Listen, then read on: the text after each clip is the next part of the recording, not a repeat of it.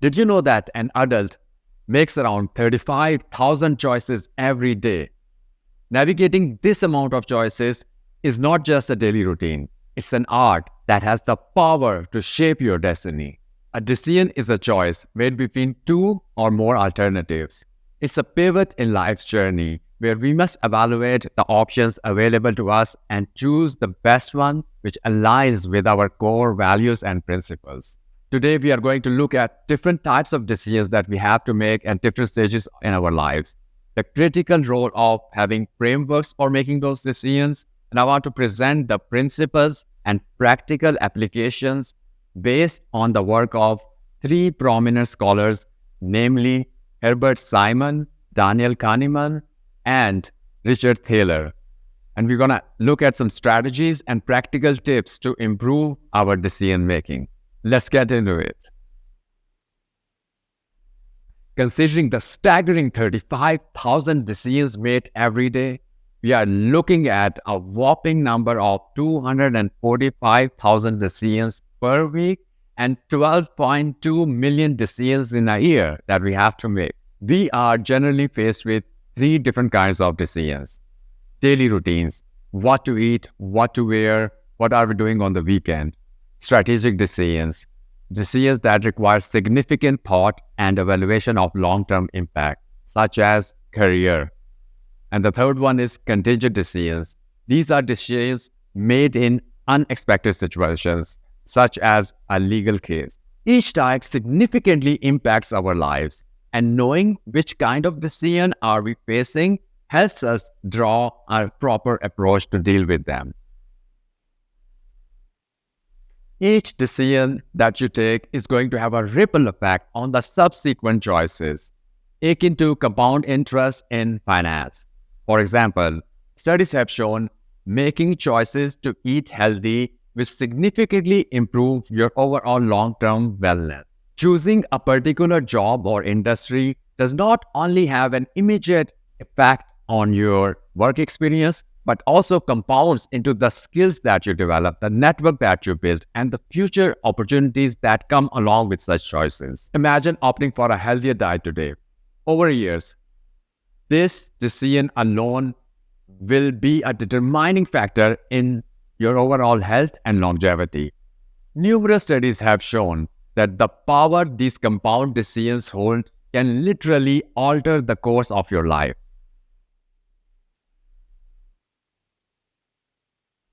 Herbert Simon, a Nobel laureate in economics, provided the seminal framework for decision-making using the concept of bounded rationality.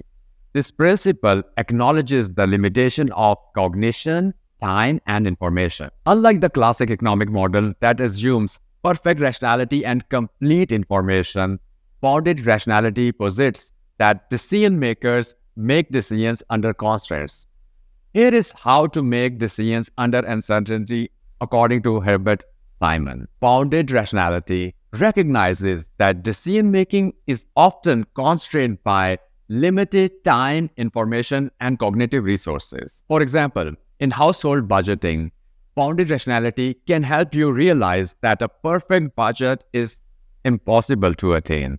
But a good enough budget can also serve its purpose, which is to help you manage your finances in an effective manner. Satisficing suggests that decision makers should look for options that meet the minimum criteria rather than finding the optimal solution. When choosing a career, satisficing can relieve the pressure of finding the perfect job by allowing you to focus on a job that meets the minimum criteria of job satisfaction and financial stability. Incrementalism advocates making decisions in small, manageable steps and assessing the impact of each before proceeding further. For health and fitness goals, such as losing weight or gaining muscle, incrementalism suggests making small, sustainable changes to your diet and exercise regime, which could be adjusted based on the outcomes. Feedback loops emphasize the importance of learning from the outcomes of the past decisions to improve the future ones. Feedback loops can be invaluable in personal relationships, enabling you to adjust your behavior based on past interactions and discussions, thus improving mutual understanding and communication. Adaptive behavior recommends flexibility in decision-making, especially when the conditions are unclear. In travel planning, adaptive behavior is beneficial when travel plans suddenly change due to bad weather or flight cancellation, thus enabling quick and flexible decision-making. Empirical validation advocates for making decisions based on observable evidence and data where possible. Before making significant decisions, empirical validation could be applied through the means of product reviews or comparison shopping to ensure that your decisions are based on reliable data. The work of Daniel Kahneman, a Nobel laureate in economics and a leading figure in psychology, particularly focuses on decision-making through his groundbreaking theories around heuristics, cognitive biases, and prospect theory. His book, Thinking Fast and Slow, serves as a seminal text in understanding the architecture of decision-making, outlining the fact that how humans rely on two systems of thought to make decisions. Daniel Kahneman's books and work has a profound impact on my thinking and my approach towards the decisions that I make in my life. Kahneman proposes that our cognitive functioning has two systems. System 1 is fast, automatic, and often emotional. System 2 is slow, deliberative, and logical. Understanding which one is operating can be key to making better decisions. Before making any significant decision, consciously take a pause and ask yourself, is this an emotional rapid response to something, or I have thoroughly thought through all my options? If it is the former, then activate your system 2 to make the best decision. Heuristics are mental shortcuts that our brain take to quickly make decisions or judgments. While they could be efficient, but they also cause cognitive biases which distort our thinking. Write down any assumptions or initial impressions that you have about a situation. Identify if they are based on available evidence or they are mental shortcuts that could be biased. Try to seek out information that contradicts your biases so that you have a more balanced point of view. According to prospect theory, people do not weigh all options equally. We are more sensitive to potential losses than to potential gains. When evaluating different options, do not only focus on what you can gain from the situation, but also think about what can you lose and how would you feel about that. Weigh these potential outcomes more evenly to avoid any skewed decision-making. Regression to the mean is a statistical concept which refers to the phenomena that extreme situations tend to revert towards the average or mean over time. If a situation appears to be too good to be true or exceedingly bad, remember, the outcomes tend to revert towards the middle ground over time. This can help you be more realistic in your expectations and decision-making. The anchoring effect refers to our tendency to rely too heavily on the first piece of information that we encounter while making decisions. In negotiating for a purchase, an anchor could be the number, the first option that somebody puts on the table. Always be skeptical of the first piece of information that you get in a decision-making scenario. That could serve as an anchor which unduly influences your decisions. So try to get as much information as possible to get a complete picture. Our individual viewpoints are limited and often biased. Consulting others brings in different perspectives, potentially revealing blind spots. Make it a habit to ask for the opinions of trusted friends or colleagues that might have different perspectives. This can offset your own biases and contributes to a more well-rounded decision. Uncertainty is a constant factor in decision-making, especially in complex situations. Being adaptive is crucial to make a good decision. Make the most informed decision based on the available data, but also prepare contingency plans. Recognize that decisions made under uncertainty may need to be revisited when new information becomes available. Richard Thaler is another Nobel Prize winner known for his work in behavioral economics that combines psychological perspectives into economic decision-making. People often put money into different buckets such as vacations, savings, daily expenses, even though money is theoretically interchangeable. Be aware of your own mental accounting biases. For instance, you might be very careful with your savings, but are more willing to take risks with your extra income, such as bonuses.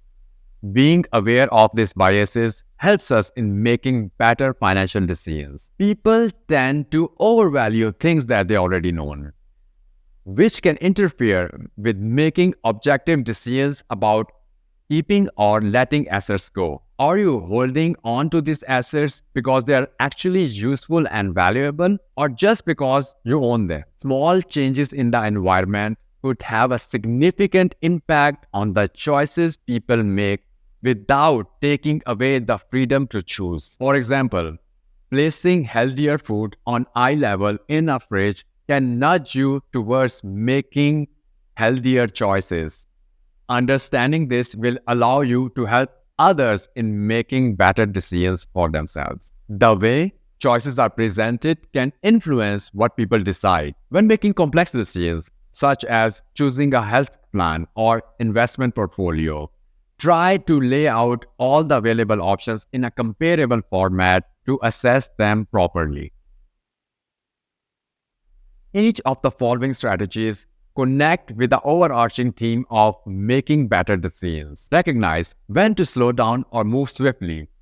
The failure to make a decision paralysis, is a decision in itself with detrimental consequences. Focus on the most critical efforts. Studies affirm that concentrating on 20% of the most influential elements could yield 80% of the desired outcome. While critical thinking is crucial, it's equally important to combat analysis paralysis. Use empirical data to be as objective as possible and mitigate cognitive biases such as overconfidence. Nobody has a monopoly on insights. Consulting others could bring in really valuable perspectives to make better decisions. Strategic foresight is crucial. Assess long-term implications and risk. It's about calculated, not careless risk-taking. Life gains stability through momentum, like a moving bicycle. Remaining stagnant could lead to non-desired outcomes. Kahneman's research supports the idea of reducing noise to improve decision quality. Use data as much as possible to minimize variability in judgment. For decisions that require meticulous consideration, jot down all the facts, weigh pros and cons, and take time to reflect before making the decision. Keep track of all the data before making a choice. It facilitates objectivity and thorough assessment. Here are some tips to enhance the quality of the decisions that you take. Set deadlines to take a decision and follow through on that. Early morning could be one of the best times to take a decision when your mind is completely fresh. Use a checklist-based approach to break down difficult decisions into manageable parts. Studies have shown that taking a walk in the nature could improve cognitive functioning and decision-making. A digital detox helps maintain clarity and focus, which is essential for making informed decisions. If you are undecided, see which options are best aligned with your values and principles. While systematic approaches offer a way to make informed decisions, let us be aware of the unpredictable nature of life. Sometimes we have to rely on intuition or snap judgment, recognizing that success may depend on factors beyond our understanding. Effective decision-making is both an art and a science, a balance between intuition and rationality. As you navigate through life's complex tapestry of choices, remember, the best way to predict the future is to create it, one well-informed decision at a time. Thank you so much for watching this video and being here today. It would help me so much if you like, click, and share. And I will see you soon. Bye-bye.